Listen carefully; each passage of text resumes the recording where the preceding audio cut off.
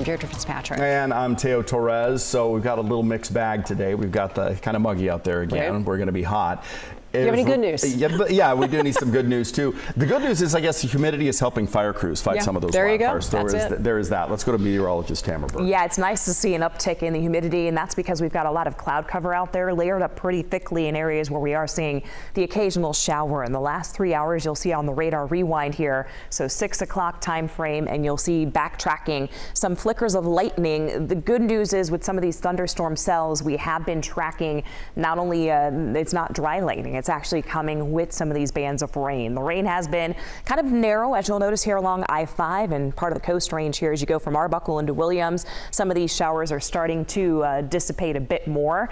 We had more moderate rain there in the Arbuckle area, and now things are kind of calming down. And then along areas of Plumas County, I've been watching the 70 corridor, and you could see just as you get east of Quincy and up around Lake Almanor and Chester, there is some light rain that's coming down. Those roadways will be a little bit damp as you take off for the morning start. You'll notice a mixed bag of temperature. So if you have thicker clouds over you, your temperatures are feeling quite mild, like Yuba City's at 78 degrees. We're hanging on to low 80s in Placerville and Auburn, 72 in Sacramento, 64 right now at Travis Air Force Base, and a few clouds scattered about Stockton and Modesto. Temps are in the mid 70s. It's going to be another hot day today, a little bit on the humid side as well, as we'll see sun and clouds. We're already going to be in the low 80s around 9 o'clock this morning. Lunchtime temperature hits the mid 90s. In your Valley Planner, daytime high expected to reach about 104. I'm also going to be tracking chances for thunderstorms again over the Sierra today. I'll take you through the timing and where we could see those storms erupt coming up in just a little bit. 6:02, we've got a few trouble spots on the roads. Brian, take us to it. And one of those is going to be Twin Cities Road near Clay Station Road. We had a head-on collision there, and it sounds like a very serious incident. We're working to confirm some details on this one right now, but keep an eye out for Twin Cities Road at Clay Station Road. Highway 50 right now. This is an eastbound look at the road there with some construction cones out there right at Harbor Boulevard, and then westbound if you're heading out toward the Causeway, not seeing any delays on Interstate 80 on that stretch. Highway 50 looking good from Folsom, Interstate 80 out of Roseville, Cap City Freeway and 80 over the top looking good. 5 and 99 from Elk Grove also traveling at the limit this morning. So far no major delays here in the Sacramento area. Through Stockton, 5 and 99 and the Crosstown Freeway westbound 4 all looking good with no major delays there. As we look at the 99 corridor, we've got a motorcyclist down there in the center divide with a motorcycle right now. That is causing a bit of a delay on northbound 99, a 17-minute ride between Modesto and Manteca. It's 36 minutes across 205 and the Tracy Triangle, and then continuing on westbound 580, 29 minutes over the Altamont Pass. So again, a little bit slower travel there. Right now, West Sacramento to Davis, an 11-minute ride on the Causeway, 505 to 12, 14 minutes, and then Interstate 80, Highway 4 to the Bay Bridge will be another 24 minutes there. That now just got into the red. But here in Sacramento, again, Highway 50, 10-minute ride, Interstate 80, Roseville split 9 minutes, and 5 and 99, 11 minutes out of Elk Grove. Back to you. All right, thank you. Let's go to wildfire coverage now in the Nevada County town of Washington and surrounding areas still under evacuation orders right now. Here's a look at where the fire is currently burning. It broke out yesterday. While it isn't large, it's difficult terrain right now to fight it, and that's causing concern. Erin Heft has a bird's eye view of the fire. She joins us live. Good morning to you.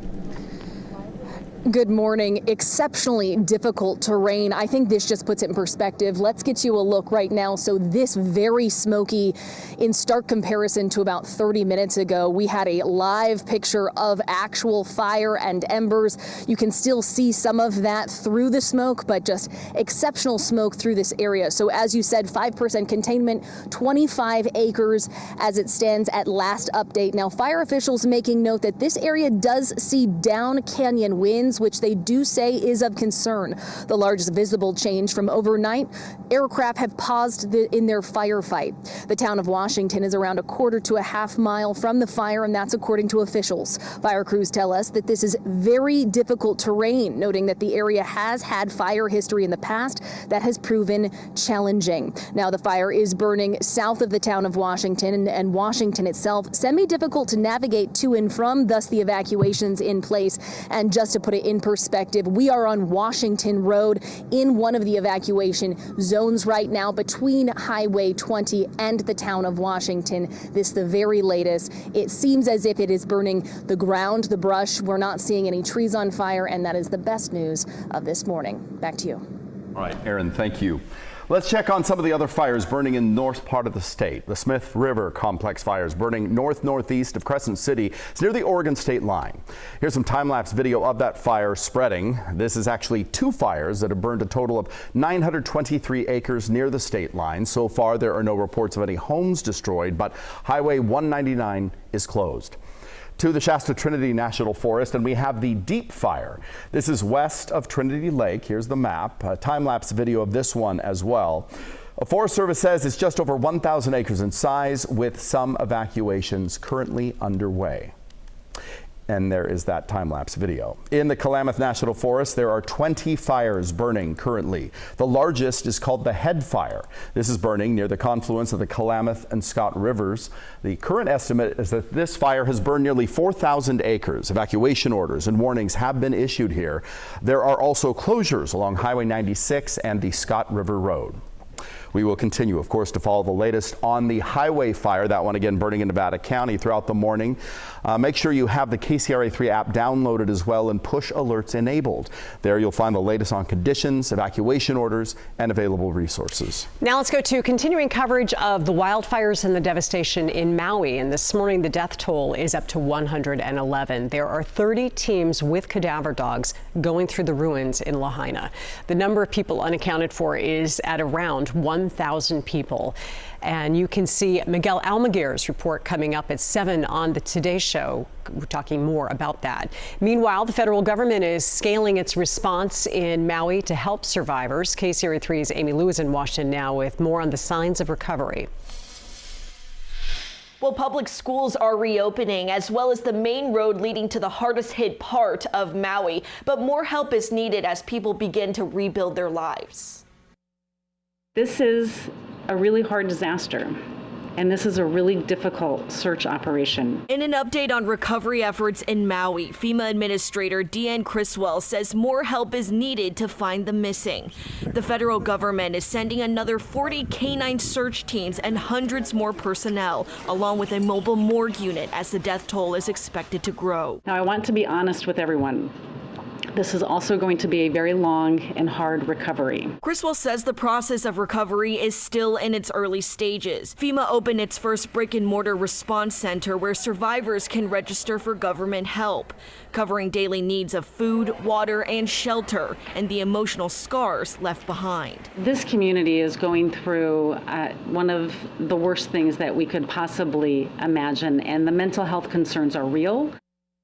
And President Biden will be traveling to Maui on Monday to survey the damage and speak with those impacted by the wildfires.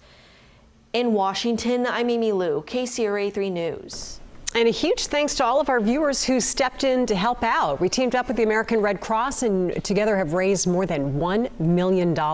If you would still like to donate, you can online. Scan the QR code on your screen and it will take you directly to the website. And once you're there, you can designate that the money go directly to Hawaii wildfires. We also have this information on our KCRA website with a link to the page. Well, Sacramento County Sheriff's deputies were out all night investigating a suspicious death in Rio Linda. Here's a look at the scene. It's near 14th and L Streets. Sheriff's office says a tow truck driver spotted a man's body around 7:30 last night and called law enforcement. Deputies say when they got there and they saw the man, they didn't believe he died from natural causes. Investigators remained on scene for quite some time overnight. We are working to gather more details. We'll get that to you as we learn more. New this morning, with students set to return in 1 week, Sacramento State's new president has announced a new task force to address safety on campus. Mike Sell joins us live from campus with the 3 things the president wants to do now to address the issue of safety. Mike.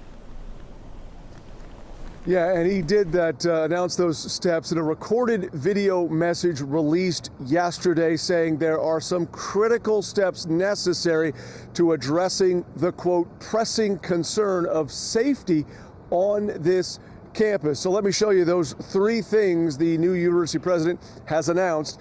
1, he is going to double the number of community services officers on this campus to 20. Number 2, he says he's going to add up to 28 digital cameras around campus to improve communication. And 3rd, he is authorizing the hiring of 7 more full-time counselors to further support and address students' mental, emotional, and cognitive needs on this issue of safety. Unfortunately, Campus safety has been a concern at most major colleges and universities across the nation, and Sacramento State is no exception. The safety and well-being of Sac State students, faculty, and staff has been near and dear to my heart for many years. Now, those three actions are the immediate actions the new university president is taking, but the bigger picture and the bigger highlight from the new university president is that he also announced the creation of a presidential task force on campus safety, and that is a task force that's not only going to include safety officials as well as administrative officials, but also include staff, faculty, and students, as well as student leaders, to be a part of that, to come up with more recommendations on how to improve campus safety here on the campus of Sac State. After all, the president began his video message by saying over the past year, that's an issue that's been highlighted not only in the media, but in campus forums, and a topic from student leaders just over this past year. Live on the campus of Sac State, Mike Tassell, KCRA 3 News. Well, the first day of the fall semester for the Hornets is now just under 2 weeks away on August the 28th.